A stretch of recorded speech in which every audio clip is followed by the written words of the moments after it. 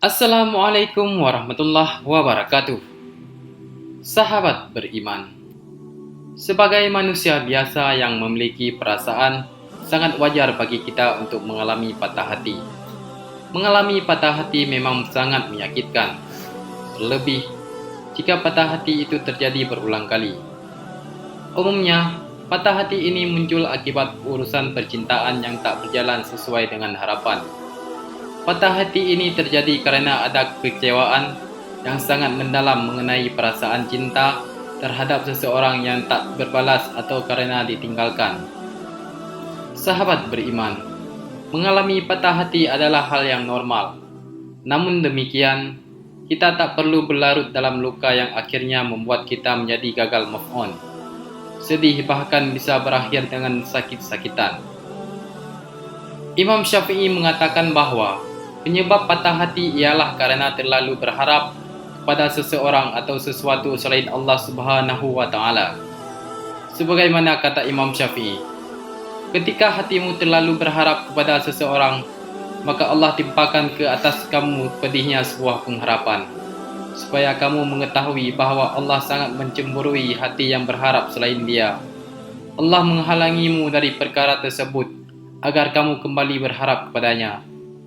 Padahal Allah telah memperingatkan kita bahwa hendaknya manusia hanya berserah diri kepadanya semata, Rabb semesta alam yang maha pengasih dan maha penyayang. Berharap kepada manusia belum tentu dibalas dengan kebaikan. Ada kalanya kita akan dikecewakan, sebab mereka pun juga memiliki sifat egois sebagaimana kita. Dan hanya kepada Tuhanmu lah hendaknya kamu berharap. Quran Surah Al-Insyirah ayat 8. Lalu, bagaimana memaknai patah hati dalam Islam? Sahabat beriman, pada dasarnya patah hati dalam Islam dianggap sebagai kesalahan manusia yang tidak tepat dalam menyikapi perasaan. Bukankah Allah telah memperingati berulang kali agar kita tidak berharap pada manusia? Tapi kenapa kita masih saja mudah jatuh cinta? Kenapa kita mudah berharap berlebihan sampai sulit untuk mengendalikan perasaan? Pada akhirnya, diri kita sendirilah yang merasakan sakitnya sebab tak mampu untuk menjaga kesucian hati.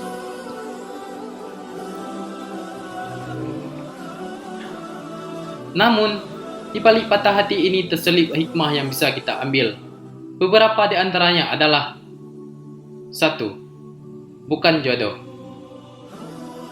Jika hubungan percintaanmu kandas tengah jalan dan tidak berjalan sesuai dengan yang diharapkan, bisa jadi itu bukan jodoh ya sahabat beriman. Apabila dia jodoh kita, pasti akan ada masanya untuk dipertemukan. Percayalah, Allah tidak akan mengambil sesuatu yang baik kecuali diganti oleh hal yang lebih baik lagi. Sebagaimana firman Allah di dalam Al-Quran, dan segala sesuatu kami ciptakan berpasang-pasangan supaya kamu mengingat kebesaran Allah. Quran Surah Az-Zariyat ayat 49. 2. Mengajarkan kita untuk bersabar dan ikhlas. Sejatinya, dunia ini adalah tempatnya ujian. Ketika kita ditimpa musibah, sebagaimana mukmin sudah seharusnya kita untuk bersabar dan ikhlas, menerima apa-apa yang ditakdirkan oleh Allah. Allah berfirman di dalam Al-Quran, dan kami pasti akan menguji kamu dengan sedikit ketakutan, kelaparan, kekurangan harta, jiwa, dan buah-buahan.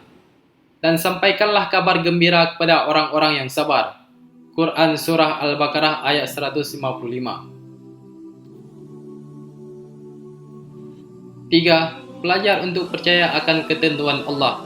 Sebagaimana ketika ditimpa cobaan, kita seringkali tergesa-gesa dan tidak sabar hingga sulit untuk mempercayai ketentuan Allah. Hal inilah yang membuat kita seketika berputus asa terhadap rahmat Allah, bahkan cenderung menyalahkan takdir. Hal tersebut merupakan cara berpikir yang salah ya sahabat beriman.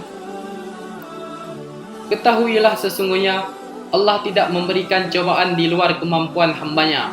Allah bahkan berjanji akan memberikan kemudahan dan kebahagiaan di balik segala hal yang menyulitkan hidup kita.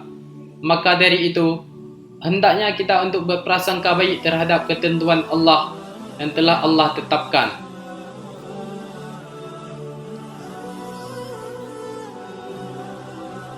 4. Jalan untuk berhijrah menjadi pribadi yang lebih baik. Rasulullah sallallahu alaihi wasallam bersabda, "Sesungguhnya jika engkau meninggalkan sesuatu karena Allah, niscaya Allah akan memberi ganti padamu dengan lebih baik." Hadis riwayat Ahmad.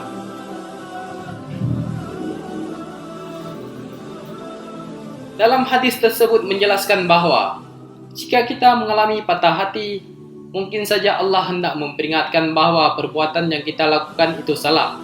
Sebagaimana kita tahu, pacaran tidak dibenarkan dalam Islam. Maka dari itu, jadikanlah peristiwa patah hati sebagai pelajaran hidup. Selain 4 hal di atas, sahabat beriman dapat mengamalkan doa Rasulullah untuk mengatasi patah hati berikut ini. Dalam sebuah hadis Bukhari Muslim, Rasulullah pernah mengajarkan Ummu Salamah sebuah doa. Kala itu, Ummu Salamah tengah menyampaikan kegelisahan hatinya karena ditinggal wafat dalam peperangan oleh suami yang sangat ia cintai. Hatinya hancur melihat orang yang dicintai meninggalkannya untuk selama-lamanya. Kemudian Rasulullah mengajarkan doa ini kepada Ummu Salamah. "Ya Allah, berilah aku pahala dalam musibahku ini, dan berilah ganti yang lebih baik daripadanya." Hadis riwayat Al-Bukhari dan Muslim. Saat Ummu Salamah berdoa sebagaimana yang diajarkan oleh Rasulullah tersebut, Allah mengabulkan doanya dengan menghadirkan seorang pendamping hidup yang lebih baik lagi, yaitu Nabi Muhammad. Sahabat beriman, di balik setiap musibah dan kesulitan dan persoalan hidup, yakinlah terdapat hikmah yang besar dan balasan yang lebih baik dari Allah Subhanahu wa taala untuk hambanya. Demikianlah, semoga bermanfaat. Wallahu a'lam bishawab. Assalamualaikum warahmatullahi wabarakatuh.